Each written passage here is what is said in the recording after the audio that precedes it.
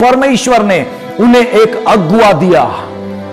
तुम एक उद्देश्य से चलना, तुम्हारे पास एक लक्ष्य होना चाहिए, तुम्हारा इच्छा होना चाहिए उस देश में प्रवेश करने के लिए, लेकिन साथ साथ में मैं तुम्हें एक अगुआ देता हूं, और वो अगुआ कौन है?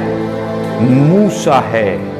हालेलुया। मेरे प्रियो, आप और मैं आत्मिक यात्रा को जब करते हैं तो परमेश्वर आपको एक अगुआ देता है। आप अपने आप से उस देश तक नहीं पहुंच सकते, उस देश को कब्जा में नहीं ले सकते। मार्गदर्शन करने के लिए, आपको सिखाने के लिए परमेश्वर एक अगुआ को इस्राएल को दिया। वो अगुआ मूसा था। आपका अगुआ कोई पास्टर हो सकता है। परमेश्वर ने आपको दिया है कि आप उससे सीखें, उसका आदर करें, उनका सम्मान करें। हालेलुया। मेरे प्रियो, बाइबल में लिखा हुआ है कि परमेश्वर ने सभी लोगों को एक अगुए दिया है, और वो अगुआ कौन है? आपको उनका मानना है। वो अगुआ आपको रास्ता दिखाएगा। वो अगुआ खुद अपने आप को अगुआ नहीं बनाया, वो अगुआ परमेश्वर ने बनाया है। हालेलुया। पास्टर एक पद है, प्रचारक एक पद है, भविष्यवक्ता एक पद है,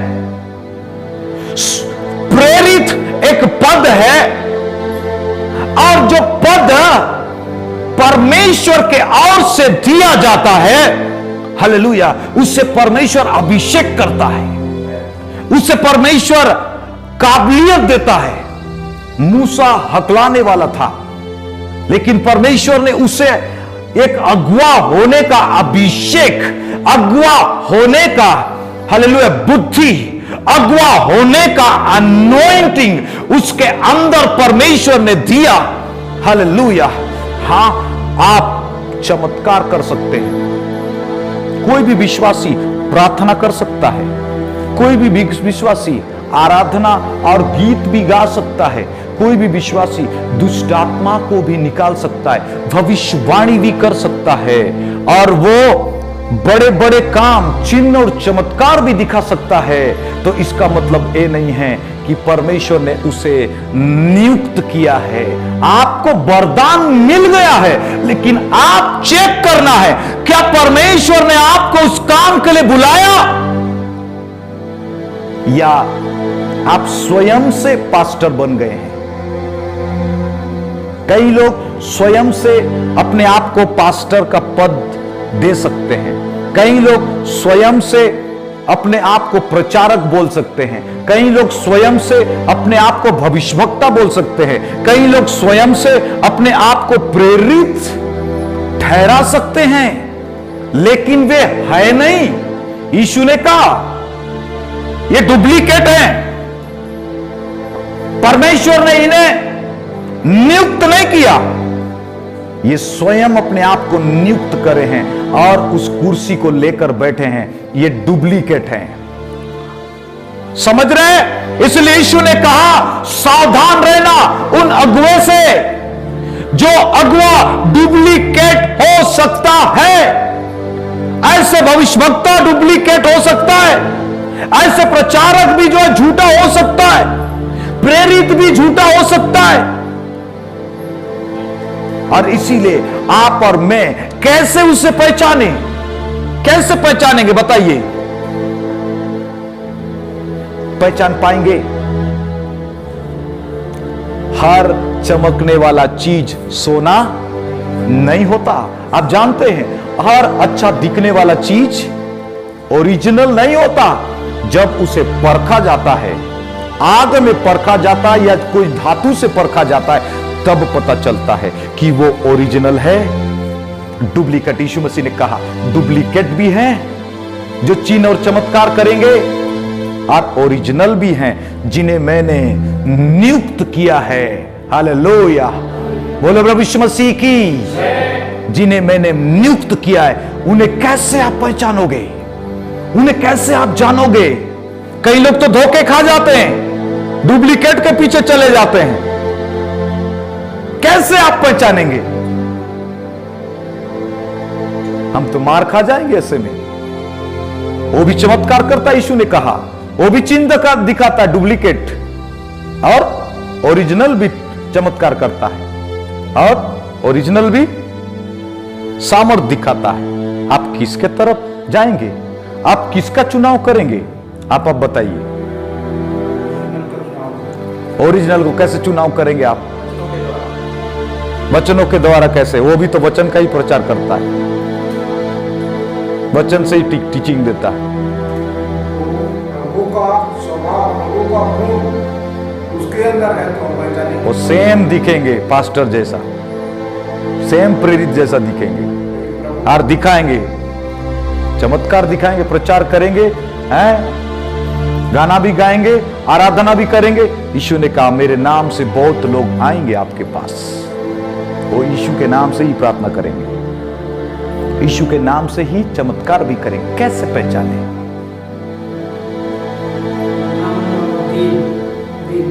वो ऐसे दिखाएंगे आपके सामने। कैसे? हालेलुया।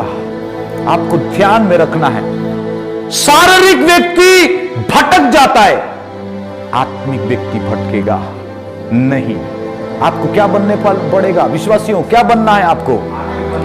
शारीरिक विश्वासी भटकेगा चमत्कार को देखकर, भविष्यवाणी को देखकर, उसके कामों को देखकर, लेकिन आत्मिक व्यक्ति चमत्कार के बीच में भी फर्क निकालेगा कि कौन परमेश्वर के तरफ से है और कौन शैतान की तरफ से है। मेरे प्रियो, इसीलिए आपको और मेरे को आत्मिक बनना है। हमारा यात्रा सीवन तक पहुंचना है। कहां तक पहुंचना है? कनान तक पहुंचना है। हमारा परमेश्वर उस जगह पर हमें खड़ा करना चाहता है। परमेश्वर उस मुकाम, उस मंजिल तक ले जाना चाहता है।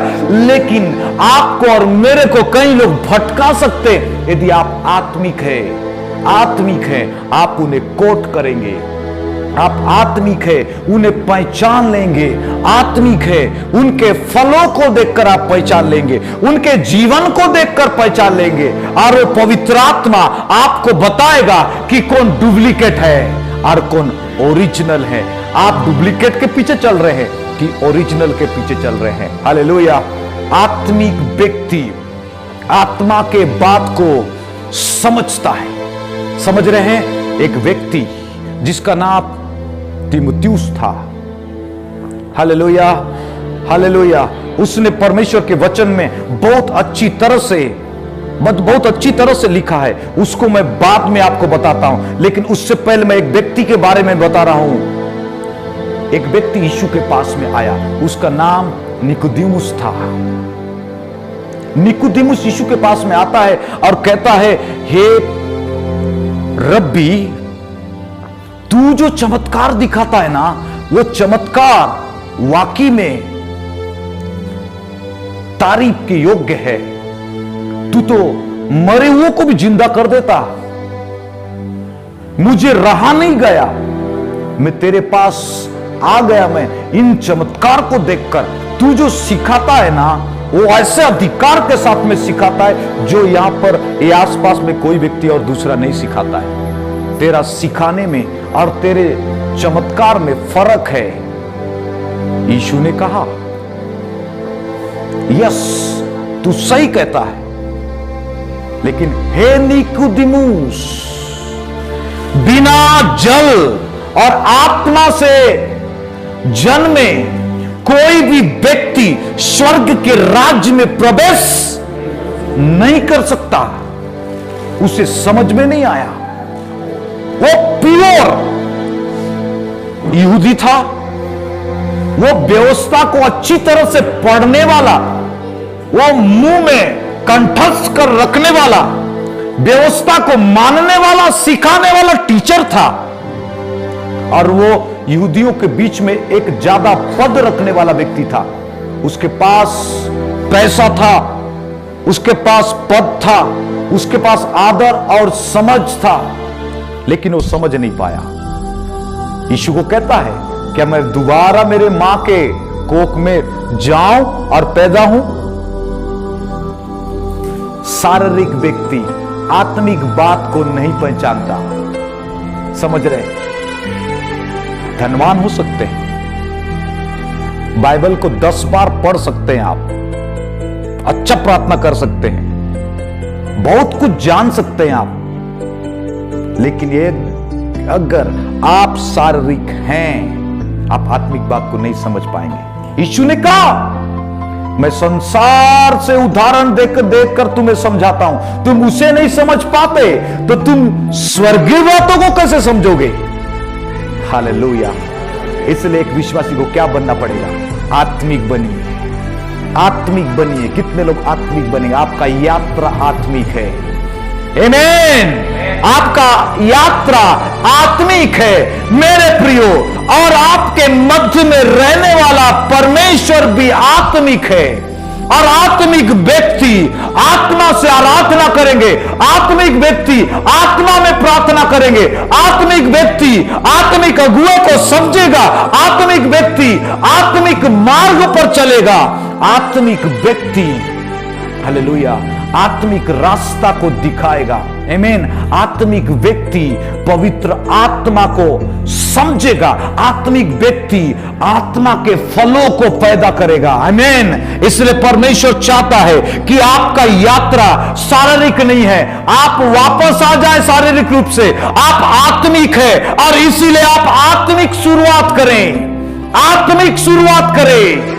आमीन। क्योंकि आपका परमेश्वर जिससे आप आराधना करते हैं, जिससे आप मांगते हैं, जिसे आप ढूंढते हैं, जिससे आप सीखना चाहते हैं, जिस परमेश्वर का आवाज को आप सुनना चाहते हैं, वो परमेश्वर शारीरिक नहीं है, वो परमेश्वर आत्मिक है, और वो परमेश्वर आत्मा है, और इसलिए आपका मध्य में रहता है, और आप शारीरिक रूप से उसे ढूंढते हैं और अब तुम्हें नहीं मिलता, इसलिए आप आत्मिक रूप से ढूंढे, आपका परमेश्वर मिल जाएगा, आपका परमेश्वर मिल जाएगा। मैंने कहा आमीन। हालेलुया। एक आत्मिक अगुवा एक चर्च को आत्मा में बढ़ा सकता है, एक आत्मिक अगुवा एक विश्वासी को आत्मिक मार्ग दिखा सकता है, एक आत्मिक अगुवा एक विश्वासी को आत्मा में बढ़ा सकता है, और एक आत्मिक अगुवा इस दुनिया से एक आत्मिक दुनिया में अगुवाई करके प्रवेश करा सकता है। Hallelujah, hallelujah. उस अगुवा का सम्मान करें, उस अगुवा जो परमेश्वर ने आपको दिया है। हालेलुया। वो अगुवा आत्मिक है, और वो अगुवा आपको आत्मा में कनेक्ट करता है, वो अगुवा आपको आत्मिक बातों को सिखाता है, वो अगुवा हालेलुया ओरिजिनल है, डुप्लीकेट नहीं है, वो अगुवा परमेश्वर के ओर से ठहराया गया है। इसीलिए आपको और मेरे को उस सीवन जो हमारा स्वर्ग है वहां तक आपको अगुवाई करेगा, उसके पीछे आप चले। आमीन। कितने लोग उसका आदर करेंगे? आमीन। हालेलुया। उस अगुवे से सीखो। परमेश्वर ने मूसा को ठहराया था, न कि मूसा खुद अपने आप को अगुवा बनाया, परमेश्वर ने उसे अगुवा बनाया था। हालेलुया। बोलो प्रभु यीशु मसीह की। अगुवे रिटायर नहीं होते, समझ रहे? रिटायर नहीं होते। जो अभिषेक अगुवे को परमेश्वर ने दिया है, जो वरदान अगुवे को परमेश्वर ने दिया है, जो पद परमेश्वर ने अगुवे को दिया, देखिए इसको ध्यान में रखिए। परमेश्वर ने मूसा से कहा, एक काम कर, लेवी को तू अलग कर, हारून के परिवार को तू अलग करना, और अलग करके उसके लिए अलग वस्त्र होना चाहिए, उनके लिए एक अलग नियम होना चाहिए, वे याजक कहलाएंगे, और वे मेरे पवित्र सेवा के लिए अलग किए जाएंगे और पवित्र सेवा करेंगे, और इस याजक के पद के लिए मैं तुझको कहता हूं, उसे तू अभिषेक करना। क्या करना? और वो हमेशा याजक कहलाएंगे और मेरे घर में आना जाना करेंगे। इस जंगल के तंबू में आना जाना करेंगे और वो लोगों के लिए क्या चढ़ाएंगे? बलिदान चढ़ाएंगे, पाप बलि चढ़ाएंगे, मेल बलि चढ़ाएंगे, दोष बलि चढ़ाएंगे। हालेलुया। लेकिन देख, तू केवल लोगों के लिए ही नहीं चढ़ाएगा, तू खुद के लिए भी चढ़ाएगा। समझ रहे? तू खुद के लिए भी बलिदान चढ़ाया करेगा। यदि पाप हो जाता है तुझसे, तू खुद भी बलिदान चढ़ा के पापों की क्षमा मांगेगा। परमेश्वर का जो नियम था इस्राएली लोगों के लिए भी वही था, और उसके ठहराए हुए याजक, उसके ठहराए हुए दास के लिए भी नियम वही था। यदि दोनों में से जिसका भी गलती हो जाता है, दोनों परमेश्वर के सन्मुख पर जाकर परमेश्वर से क्षमा मांगना था। यदि तुम निर्बल हो, उसमें मजबूत होना था। मेरे प्रियो, हर व्यक्ति के जीवन में कुछ ना कुछ कमी था, इसलिए परमेश्वर ने कह दिया कि एक याजक से भी, एक पास्टर से भी गलती हो सकता है, एक भविष्यवक्ता से भी गलती हो सकता है, लेकिन क्या? हालेलुया। फिर से परमेश्वर में क्षमा मांगकर फिर से उसे खड़ा होना था, फिर से उसे मजबूत होना था। हालेलुया। क्योंकि हमारा जो यात्रा है, उस यात्रा में, हालेलुया, उस यात्रा में बहुत संघर्ष आएगा, बहुत दुख आएगा। उस यात्रा में बहुत सारे राजाओं का सामना करना पड़ेगा। न इस्राएली को केवल, अगुए को भी सामना करना पड़ेगा। उनके शरीर में भी परेशानी आएंगे, उन्हें भी संघर्ष करना पड़ेगा, उन्हें भी दुख उठाना पड़ेगा, और उन्हें भी गलती होने पर परमेश्वर के सन्मुख पर जाकर उन्हें भी क्षमा मांगना पड़ेगा। चाहे वो मूसा क्यों ना हो, चाहे वो याजक क्यों ना हो, चाहे वो परमेश्वर के ठहराए हुए 5 प्रकार के सेवक क्यों ना हो, उन्हें भी जाकर परमेश्वर के सन्मुख पर क्षमा मांगना पड़ेगा। हालेलुया। बोलो प्रभु यीशु मसीह की। मैंने कहा हालेलुया, यदि गलती होने पर वो परमेश्वर का सेवा नहीं छोड़ सकते, वो परमेश्वर से क्षमा मांग सकते, फिर से वो खड़े हो सकते, रिटायर नहीं हो सकते।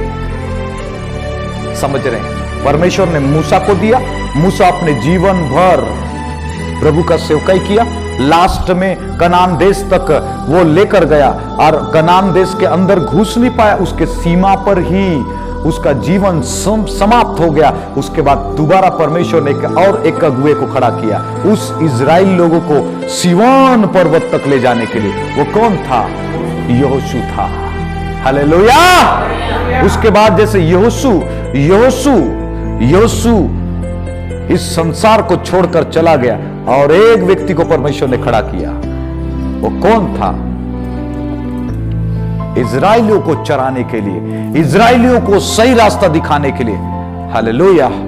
इजराइलियों को चराने के लिए, इजराइलियों को खड़ा करने के लिए परमेश्वर ने और एक अगुआ, वो दाऊद था। आमीन। मूसा ने जंगल में तंबू बनाया, और वहां पर पवित्र स्थान, महापवित्र स्थान में एक वाचा का संदूक को रखा, और परमेश्वर ने कहा, मैं वाचा के संदूक में होकर मैं तुझसे बातें करूंगा। हालेलुया। उस वाचा का संदूक को मूसा कनान देश पहुंचा नहीं पाया, और उस वाचा के संदूक को यहोशू सिय्योन पर्वत तक नहीं पहुंचा पाया, और उस वाचा के संदूक को पहुंचाने वाला दाऊद था। दाऊद ने उसके वाचा का संदूक को लेके गया, और लेके जाने के बाद उसने सिय्योन पर्वत जो यरूशलेम में है, सिय्योन पर्वत जो यरूशलेम में है, उस जगह पर रखा, और वो जगह आराधना का स्थान बन गया। हालेलुया। हालेलुया। आपको कहां तक पहुंचना है? आराधना का स्थान तक पहुंचना है। ये यात्रा कठिन है, ये यात्रा कठिन है, मैंने कहा ये यात्रा कठिन है, लेकिन परमेश्वर का प्रतिज्ञा है आप उस जमीन को कब्जा करेंगे। परमेश्वर का प्रतिज्ञा है कि उस जमीन पर परमेश्वर आपको पहुंचाएगा जो आराधना का स्थान है, जो स्वर्ग का प्रतीक है। उस जमीन के विषय में, उस सीवन के विषय में, उस सीवन के विषय में यूहन्ना कहता है, मैंने सीवन पर्वत पर मेमना को खड़ा हुआ देखा। वो मेमना कोई और नहीं, यीशु मसीह है। और वो प्रकाशित वाक्य का पुस्तक 14 अध्याय में लिखा हुआ है। हालेलुया। आपका और मेरा लक्ष्य है कि हम उस सीवन देश तक पहुंचना है। आपका और मेरा इच्छा है कि उस सीवन देश तक पहुंचना है। आपका और मेरा इच्छा है कि वो सीवन देश जहां पर परमेश्वर की आराधना है, वो सीवन देश जहां पर परमेश्वर की महिमा है, वो सीवन देश जहां पर हमें रेस्ट करना है, वो सीवन देश परमेश्वर ने आपको दिया है। और आप और मैं उस सीवन देश की ओर यात्रा कर रहे हैं, आप दौड़ रहे हैं। Hallelujah, hallelujah. गलतियों का पत्री में इसलिए मैंने आपको पढ़ाया। गलतियों का पत्री उसका 6 का 9 में लिखा हुआ है। हालेलुया। तू भले काम करने में साहस न छोड़ना। यदि तू ढीला नहीं रहेगा, ढीला न होगा, तो सही वक्त पर कटनी को काटेगा। हालेलुया। परमेश्वर कहना चाहता है कि आपको और मेरे को एक स्वर्ग आत्मिक जगह पर हमें लेकर जाना चाहता है। उसे पाने के लिए आपको ढीला नहीं होना पड़ेगा। उसे पाने के लिए आपको और मेरे को कमजोर नहीं होना है। आपको और मेरे को फिर से बल पाना है। यदि आप यशाया का पुस्तक उसका 40 का 29-30 में पढ़ेंगे, लिखा है जो यहोवा का बाट जोते हैं वो नया बल को पाएंगे। थके हुए लोगों, मैं आपसे कहना चाहता हूं, निराश लोगों, मैं आपसे कहना चाहता हूं, दुर्बल लोगों, मैं आपसे कहना चाहता हूं, ढीले ढालो, मैं आपसे कहना चाहता हूं, परमेश्वर आपको बेस्ट जगह देना चाहता है। परमेश्वर आपको बेस्ट जगह पर लेकर जाना चाहता है। आपका मंजिल वो है, आपका घर वो है। हालेलुया। आपका दर्शन होना चाहिए वहां पहुंचने के लिए, आपका फोकस होना चाहिए वहां पर पहुंचने के लिए। हालेलुया। और इसीलिए आप और मैं ढीला ना हो, आप और मैं जोश से भर जाए। आपका लड़ाई जो है मामूली नहीं है, आपका लड़ाई आत्मिक है। हालेलुया। आपका विश्वास का ढाल को आप पकड़ लीजिए, आपका रफ्तार को आप तेज करिए। यदि आपका रफ्तार तेज नहीं होंगे तो आप चूक जाएंगे। हालेलुया। इजरायली जहां 40 दिन में पहुंचना था, उनको 40 साल लग गए। समझ रहे हैं? इसलिए मैं आप लोग को चाहता हूं, परमेश्वर आपको शॉर्टकट उस देश तक ले जाना चाहता है। आप परमेश्वर को पूछे। परमेश्वर ने कहा मैं तुझे सीक्रेट बताऊंगा, मैं तुझे गुप्त की बातों को बताऊंगा, मैं तुझे स्वर्गीय बातों को बताऊंगा जो तू अभी नहीं समझता है। मैं तुझे बताऊंगा कि कैसे चलना है। परमेश्वर सिखाता है हमको, परमेश्वर हमें ट्रेन करता है। कोई भी व्यक्ति एक ही दिन में राजा नहीं बना, परमेश्वर ने उन्हें स्टेप बाय स्टेप चढ़ाया। कोई भी व्यक्ति तुरंत प्रेरित नहीं बन जाता, भविष्यवक्ता नहीं बन जाता। वो पहले विश्वासी बनता है, उसके बाद चेला बनता है। और चेला जब बनेगा, बाइबल में लिखा हुआ है, यदि वो विश्वास रहेगा, परमेश्वर उसे बड़ा पद को देगा। बाइबल में लिखा हुआ है, किसी को उसने 5 दिया, वो 5 और कमा लिया। किसी को उसने 2 दिया, उसने 2 और कमा लिया। और किसी को उसने 1 दिया, 1 को उसने खोद कर जमीन में छिपा लिया। इसलिए बाइबल में लिखा है, जिसके पास है उसे और दिया जाएगा। 5 के पास और 5, आ गया, दो के पास और दो आ गया, और जिसके पास एक था उसे सब चीज को छीना गया।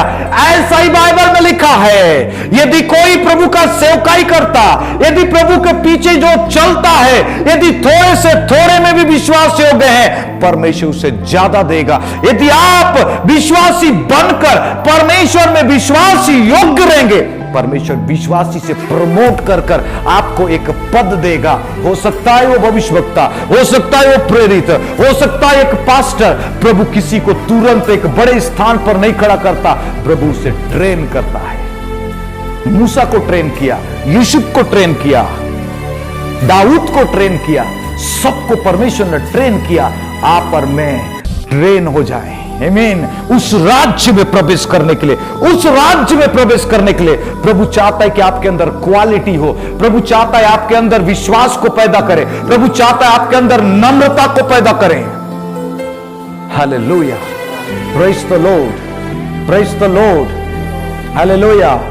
वो खजाना आप पाने जा रहे, जो खजाना आपने देखा नहीं वरन विश्वास किया है। वो गुप्त धन आप पाने जा रहे हैं। हालेलुया। एक व्यक्ति ने सस्ता में जमीन खरीदा। मैं आपको हमेशा बताता हूं, सस्ता में जमीन खरीदा, और वो जमीन से वो बहुत खुश था। और जब भी वो जाता, वो जमीन में खड़ा होता, उसको पता नहीं कि वो जमीन के अंदर भरमार तेल है और उसे बहुत बड़ा अमीर बना सकता है। इसी प्रकार आपको पता नहीं, आप जिस जगह पर जा रहे हैं वहां खजाना छिपा हुआ है, धन छिपा हुआ है, जो आपका चित में भी कभी नहीं आया है, आपका सोच में भी कभी नहीं उतरा है। ऐसा धन, ऐसा गुप्त धन जो सबसे बड़ा है, ऐसा धन जहां किसी गीत की आंखें नहीं पहुंची, ऐसा धन किसी बुद्धिमान का सोच भी नहीं पहुंचा, ऐसा धन, हालेलुया, जो कीड़े के मकोड़े के समान खोजबीन करने वाले खगोल विज्ञानी, अस्त्र शास्त्र, कोई भी विज्ञान वहां तक नहीं पहुंचा, ऐसा जगह में परमेश्वर कलीसिया के लिए, विश्वासी के लिए एक धन रखा है। और वो धन मिलते ही आप अमीर हो जाएंगे। वो धन आपने नहीं देखा, वो धन पाने का आशा आपने किया है, और वो आशा है, और इसलिए आपको विश्वास है कि एक दिन वो धन मिलेगा। और बाइबल में लिखा हुआ है, तुम उस धन को विश्वास से, हालेलुया, पा लिए हो, ऐसा सोचो। विश्वास से उसे पा लिए हो, ऐसा सोचो। कितने लोग आज से ऐसे कहेंगे? Very good. आप में से सब के सब जो है बहुत इच्छुक है वो धन को पाने के लिए। हालेलुया। आप में से सब लोग का फोकस वही धन है जो आत्मिक है। आपका सब लोग का धन वही जगह पर है, आमीन। वो है, हालेलुया, स्वर्ग में, आमीन। आपने बहुत अपने पुराना जीवन में दुख उठा लिया, आप किसी के गुलाम थे, आप बहुत बीमार थे, आप संसार में बहुत परेशानी उठाए, लोग आपको सताए, आप नाना प्रकार के श्राप के बंधन में थे, आपके पास कोई अच्छी वस्तु नहीं थी, लेकिन परमेश्वर आपको छुड़ाया है। इसलिए छुड़ाया है कि आपको एक धन दे। वो शारीरिक धन नहीं है, हालेलुया, शारीरिक धन नहीं है। संसार का धन थोड़ा है, वहां का धन बहुत ज्यादा है, हालेलुया। यहां का धन थोड़े दिनों के लिए, वहां का धन हमेशा के लिए है, आमीन। यहां का धन केवल छाया के समान है, वहां का धन ओरिजिनल है। उस धन की ओर फोकस करें, उस धन का चाह करें, उस धन का इच्छा करें जो परमेश्वर आपको देना चाहता है। और उस धन को लिखा हुआ है, तुम विश्वास से प्राप्त कर लो, वो विश्वास से तुम उसे प्राप्त कर लो, तुम्हें मिल चुका और तुम्हारा परमेश्वर दे देगा, आमीन, हालेलुया। हम शारीरिक धन से ज्यादा आत्मिक धन का खोज में रहें, आमीन, हालेलुया। और उस जगह पर हमें पहुंचना है, जिस जगह को परमेश्वर ने हमें दिया है, उसे पाना है, आमीन, हालेलुया। उस जगह पर पहुंचने से आपके जीवन में बहुत सारे शत्रु आएंगे। उस शत्रुओं को हटाना है, उस शत्रुओं को मारना है, उस शत्रुओं को भगाना है। हालेलुया। उस शत्रु को भगाना नहीं, मारने के लिए इजराइलियों को परमेश्वर ने कहा 31 राजाओं का सामना करके उन्हें मारना पड़ेगा। और यदि तुम नहीं मारोगे, उनके बीच में रह जाओगे, वो तुम्हारे जीवन भर तुम्हें तंग करेंगे, तुम्हारे जीवन भर तुम उनके सताव का सामना करना पड़ेगा, तुम्हारा जीवन भर भय से चलना पड़ेगा, तुम्हारा जीवन भर चिंता से चलना पड़ेगा। कब जाके हालेलुया आपको कब जाकर आपके जीवन में शांति आएगा? आपको ध्यान देना होगा। यदि आप उस दुश्मन को नहीं हराएंगे, उस दुश्मन को मारेंगे नहीं, वो दुश्मन आपके जीवन में संकट के ऊपर संकट पैदा करेगा, विपत्ति के ऊपर विपत्ति आपके जीवन में लेकर आएगा। वो कौन सा दुश्मन है? वो अंतिम दिन में दिखाई देंगे। अंतिम दिन में कुछ ऐसे दुश्मन हैं जो आपको सिय्योन पर्वत तक चलने से रोकेंगे, आपको परमेश्वर के राज्य में प्रवेश करने से आपको दूर रखेंगे। वो कौन सा दुश्मन है? उस दुश्मन को खोज निकालिए। वो दुश्मन छिपकर बैठा है चर्च में, छिपकर बैठा है आपके मन में, छिपकर बैठा है विश्वासी के बीच में, छिपकर बैठा है प्रभु के सेवक के बीच में। हमें समझ नहीं आता। वो ऐसे जंगली दाने हैं, वो ऐसे जंगली बीज हैं जो उग कर आए हैं। उसको खोजें, छोटे छोटे लोमड़ियों को पकड़ लें। हालेलुया। आपके अनाज के जितने भी फसल को खत्म कर देंगे। आप छोटे छोटे लोमड़ियों को छुपे हुए हैं और वो छुपकर काम करते हैं और वो आप ही के मध्य में हैं। और वो लिखा हुआ है अंतिम दिन में दिखाई देंगे, अंतिम दिन में दिखाई देंगे। और वो लिखा हुआ है 2 तीमुथियुस की पत्री उसका 3 अध्याय। पढ़िए उसको, 3 अध्याय 2 तीमुथियुस की पत्री। अंतिम दिन में मत्ती रचित सुसमाचार 24 अध्याय में लिखा है भूकंप होंगे, युद्ध होगा, बीमारी आएंगे, अकाल पड़ेगा। ये सब लिखा हुआ है। अंतिम दिन का चिन्ह है ये। लेकिन अंतिम दिन का जो दुश्मन है उनका भी चिन्ह बाइबल में लिखा है। पढ़िए उसको, अंतिम दिन में क्या होगा। मैं आपको एक अच्छा गुप्त की बात को मैं बता रहा हूं, पढ़िए। यस, या स्मरण रखी अंतिम दिन में कठिन समय आएंगे। बस यीशु ने मत्ती रचित सुसमाचार 24 अध्याय में उसने भविष्यवाणी का वचन चेलों को दिया। और यहां पौलुस कलीसिया को भविष्यवाणी का वचन देगा। अंतिम दिन में जस्ट यीशु मसीह आएगा उससे पहले कुछ ऐसे समय होगा जो आपके लिए बहुत कठिन होगा, चर्च के लिए बहुत कठिन होगा, एक आत्मिक विश्वासी के लिए बहुत कठिन होगा। उसे समझना होगा, उसे कोट करना पड़ेगा। हालेलुया। उन्हें दुश्मनों को समझना पड़ेगा। और वो सबसे पहला जो जंगली बीज आपके अंदर उगेगा वो पहला है, लिखा हुआ है, स्वार्थी लोग खड़े होंगे। अंतिम दिन में कौन खड़े होंगे? स्वार्थी मतलब अपने बारे में सोचने वाला व्यक्ति। मेरा परिवार, मेरा घर, मेरा बच्चा, मेरा व्यवसाय, मैं। पास्टर अपना जानता है, पास्टर जी। चर्च अपना जानता है, चर्च। पड़ोसी उसको देखने दो, मैं पहले। समझ रहे हैं?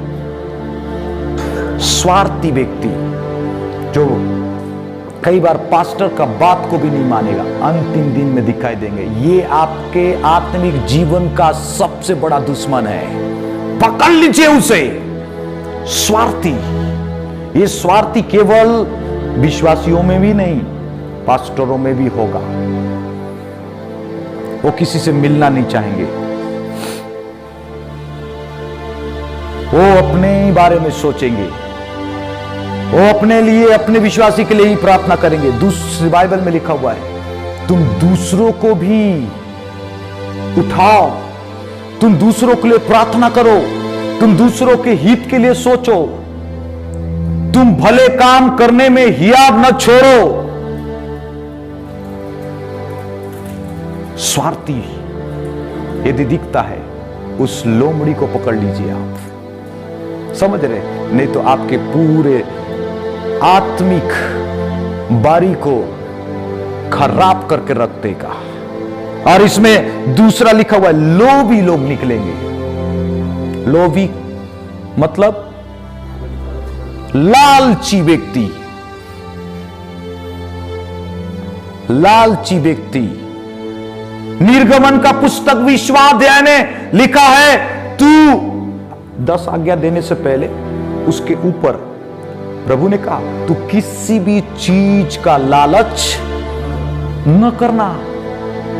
वो घर हो सकता है, जमीन हो सकता है, स्त्री हो सकता है, पुरुष हो सकता है, पैसा हो सकता है, पद हो सकता है। किसी दूसरे के वस्तु को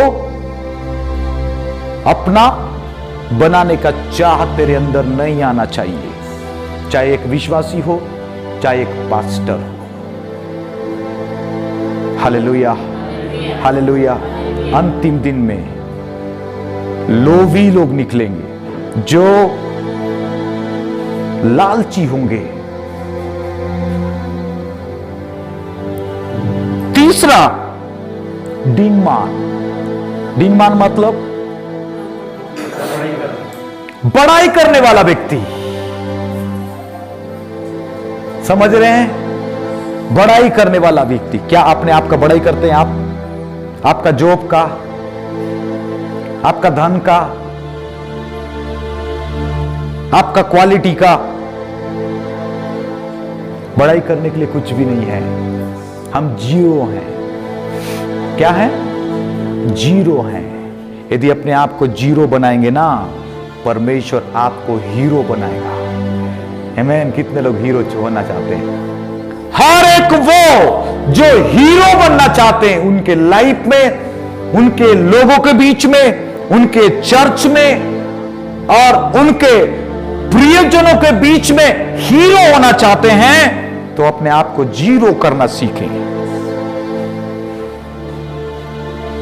हालेलुया, हालेलुया। परमेश्वर आपको हीरो बनाएगा। जितने लोग अभी जीरो किए हैं तो अपने आप को। आमीन, हालेलुया। तीसरा, चौथा, अभिमानी लोग आएंगे। क्या आएंगे? घमंडी लोग पैदा होंगे। चर्च में बहुत कठिन समय आएगा, विश्वासियों के बीच में बहुत कठिन होगा।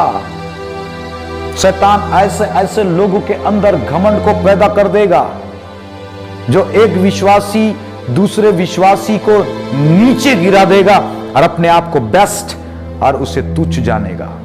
ऐसा भी समय आएगा।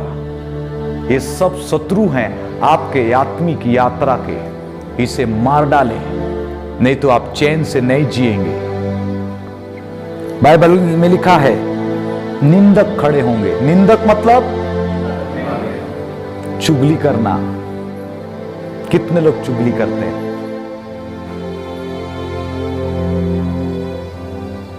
वो विश्वासी के पास गए,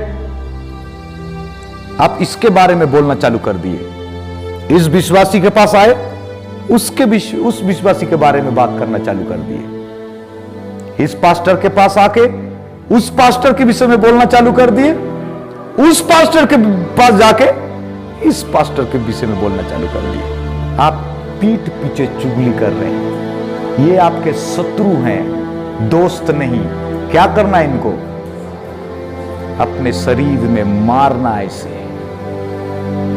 हालेलुया, बोलो प्रभु यीशु मसीह की। माता पिता का आज्ञा न मानने वाले ऐसे लोग भी आएंगे। ऐसे बच्चे भी होंगे चर्च में, घर में, माता पिताजी की आज्ञा नहीं मानेंगे। और लिखा है, अपवित्र, दया रहित। कितने लोग दया करते हैं? आपके अंदर दया करने का भावना खत्म हो जाएगा। यदि है ऐसा, आप दया नहीं कर पा रहे हैं, चाहे आप पुराने विश्वासी हैं, चाहे आप नए विश्वासी हैं, चाहे आप बपतिस्मा लिए, बपतिस्मा नहीं लिए, दया नहीं है आपके अंदर, तो आप सोचिए कि आप इस कैटेगरी के हैं जो आपके आत्मिक जीवन को खत्म कर देगा। आज लिखा है क्षमा रहित, क्षमा नहीं करने वाले लोग क्षमा करिए।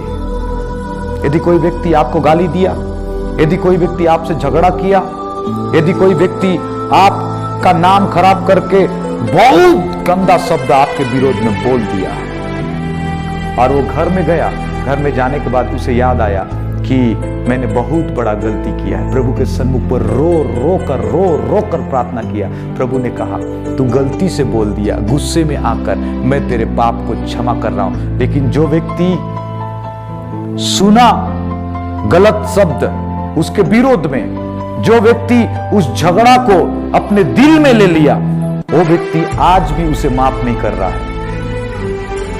समझ रहे हैं? बाइबल में लिखा है यदि तुम अपने अपराधियों को क्षमा करोगे, तुम्हारा स्वर्ग पिता भी तुम्हारे अपराध को क्षमा करेगा।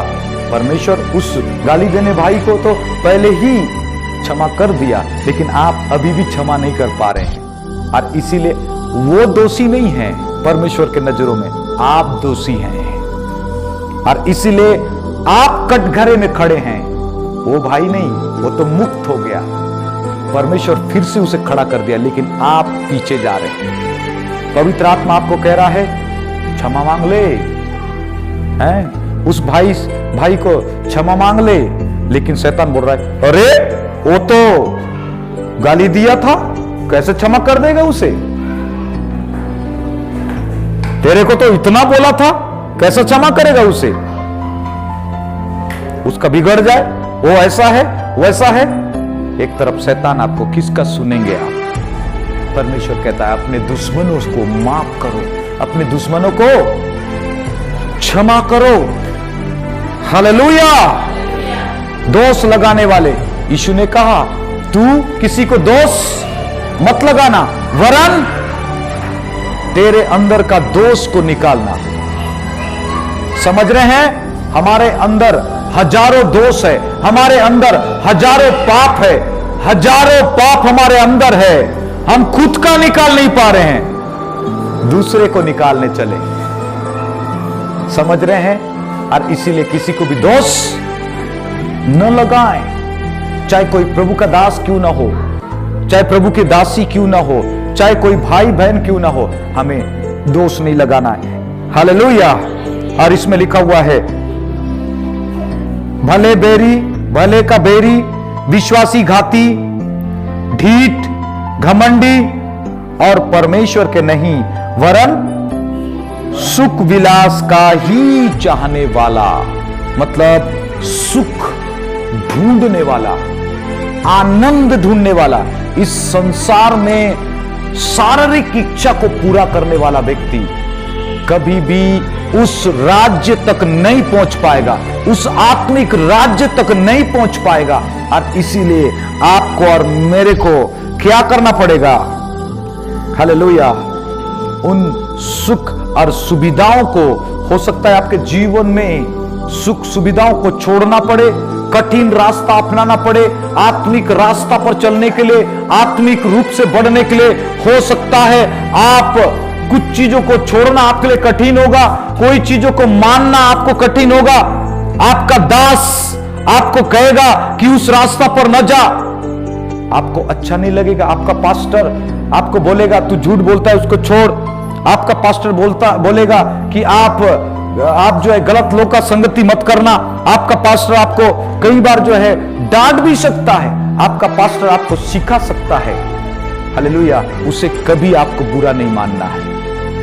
समझ रहे हैं? बाइबल में लिखा हुआ है अंतिम दिन में अपने अपने अनुसार पास्टर चुनेंगे लोग, अपने अपने अनुसार सेवक चुनेंगे लोग। नहीं, वो पास्टर को मत बुलाना, वो ना तमाकू को ना छोड़ना बोलता है, वो पास्टर को बुलाना, वो तंबाकू खाने से भी कोई बात नहीं, बाद में छोड़ देना, ऐसा बोलता है, उसको बुलाना। हाँ हाँ 10 मास भी ना, इसको मत देना।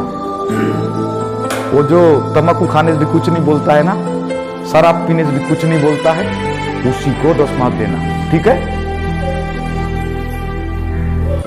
लोग अपने इच्छा से सेवकों को भी ढूंढेंगे, अपने इच्छा से चर्च को ढूंढेंगे, लेकिन आप लोग को बता रहा हूं मैं, हालेलुया, वो कभी सीवन देश पहुंच नहीं पाएंगे। छोटे छोटे लोमड़ियों को पकड़िए, वो आपके दुश्मन हैं। ये घमंड हो सकता है, मैं बताया, आपके अंदर 2 दुश्मन कुंडली मार के बैठा है। वो 2 दुश्मन बाहर के 1000 दुश्मन से खतरनाक हैं, जो आपके पूरे लाइफ को खत्म कर देंगे। हो सकता है वो छोटा सा गुस्सा आप करते हैं, वो गुस्सा आपको यहां लेकर जाएगा और लड़ाई झगड़ा करा देगा, और वो गुस्सा आपको परमेश्वर से दूर कर देगा।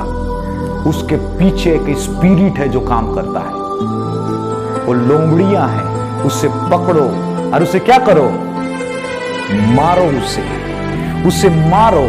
हालेलुया। वो आपका सोच में नहीं रहना चाहिए, वो आपके मन में नहीं रहना चाहिए। आप तो दुश्मन के साथ में चेस खेल रहे हो, और आपका दोस्त यीशु मसीह को बाहर कर दियो। आज से उस दुश्मन को किक आउट करो आपका जीवन से, आज से उस दुश्मन को जो है निकालो और यीशु को अपने जीवन में बुलाओ। हालेलुया। यीशु को अपने जीवन में बुलाओ, अपने सोच में बुलाओ, अपने मन में बुलाओ, अपने चर्च में बुलाओ, अपने परिवार में बुलाओ, अपने बच्चों में बुलाओ, और उन दुश्मनों को यीशु के नाम से किक आउट करो। हालेलुया। वो आपके काम से जाना चाहिए, वो आपके परिवार से जाना चाहिए, आपके जिंदगी से जाना चाहिए। हालेलुया।